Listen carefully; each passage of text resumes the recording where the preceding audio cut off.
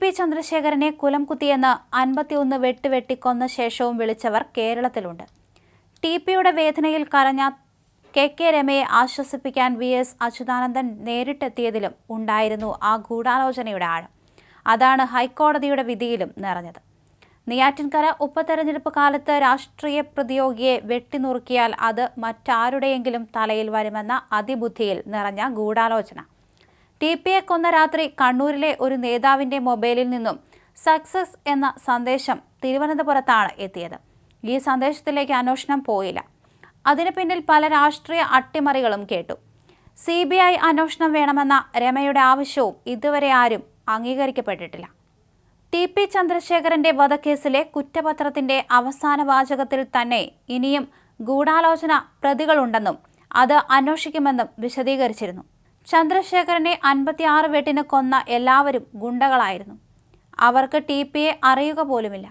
അവരുമായി ഒരു പ്രശ്നവും ഒഞ്ചിയത്തെ സഖാവിന് ഉണ്ടായിരുന്നില്ല. അതുകൊണ്ട് തന്നെ CPMൽ നിന്നും പിണങ്ങി RMP ഉണ്ടാക്കി ഒഞ്ചിയത്തെ ഇടതുപക്ഷ മനസ്സിനെ പിടിച്ച ചന്ദ്രശേഖരനോടുള്ള രാഷ്ട്രീയ വൈര്യം തന്നെയായിരുന്നു ആ കൊലയിൽ നിറഞ്ഞത്. അത് ഹൈക്കോടതി അംഗീകരിക്കുന്നതിന് തെളിവാണ് കെ കൃഷ്ണന്റെയും ജ്യോതി ബാബുവിന്റെയും ശിക്ഷയിലേക്ക് കാര്യങ്ങൾ എത്തുന്നത്. സംസ്ഥാനതല ഗൂഢാലോചന ഈ കേസിൽ ഉണ്ടായിരുന്നുവെന്നത് വ്യക്തമാണ്. കോഴിക്കോട്, കണ്ണൂർ ജില്ലകളിലായി ഗൂഢാലോചന നടന്നു. സംശയം തോന്നാതിരിക്കാനും പ്രതികൾക്ക് അതിവേഗം രക്ഷപ്പെടാനുമാണ് കണ്ണൂരിലെ ഗുണ്ടകളെ കൃത്യം ഏൽപ്പിച്ചത്. ഇതിനു പിന്നിൽ കുഞ്ഞനന്തന്റെ ബുദ്ധിയായിരുന്നു. എല്ലാം ഏകോപിപ്പിക്കാൻ കണ്ണൂരിലെയും കോഴിക്കോട്ടെയും മറ്റു ചില നേതാക്കളുമുണ്ടായിരുന്നു. അന്ന് രാത്രി തിരുവനന്തപുരത്ത് കൺട്രോൾ റൂം ഉണ്ടായിരുന്നുവെന്നാണ് രാഷ്ട്രീയക്കാർക്കിടയിലെ സംസാരം. ഈ കൺട്രോൾ റൂമിലെ പ്രധാനിയെ തേടിയെത്തിയതാണ് അന്ന് രാത്രി സക്സസ് എന്ന മെസ്സേജ് മൊബൈലിലെത്തിയതെന്നാണ് കഥ.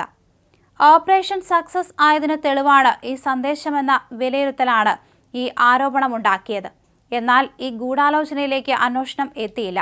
ഇനി ഉണ്ടാകുമോ എന്നത് നിർണായകമാണ്. കോടതി ഇടപെടൽ ഇതിനും അനിവാര്യമാണ്. ഏതായാലും ഹൈക്കോടതി ഡിവിഷൻ ബെഞ്ചിന്റെ നടപടികളിൽ പൊതുനീതി നടപ്പിലാകുന്ന സൂചനകളുണ്ട്. പ്രതികളുടെ മാനസിക ശാരീരിക നിലയിൽ പരിശോധന വേണമെന്ന് കോടതി നിർദ്ദേശിക്കുന്നു. ശിക്ഷാവിധി ഉയർത്തുന്നത് കോടതി ഗൗരവത്തോടെ പരിഗണിക്കുന്നതിന് തെളിവാണ് ഇത്. 12 പ്രതികൾ ശിക്ഷാവിധിക്കെതിരെ നൽകിയ അപ്പീലും പരമാവധി ശിക്ഷ നൽകണമെന്ന പ്രോസിക്യൂഷന്റെ അപ്പീലും CPM നേതാവ് P. മോഹൻ അടക്കമുള്ളവരെ കേസിൽ വെറുതെ വിട്ടതിനെതിരെ ചന്ദ്രശേഖരന്റെ ഭാര്യ കെ രമ MLA നൽകിയ അപ്പീലുമാണ് ഡിവിഷൻ ബെഞ്ച് പരിഗണിച്ചത്.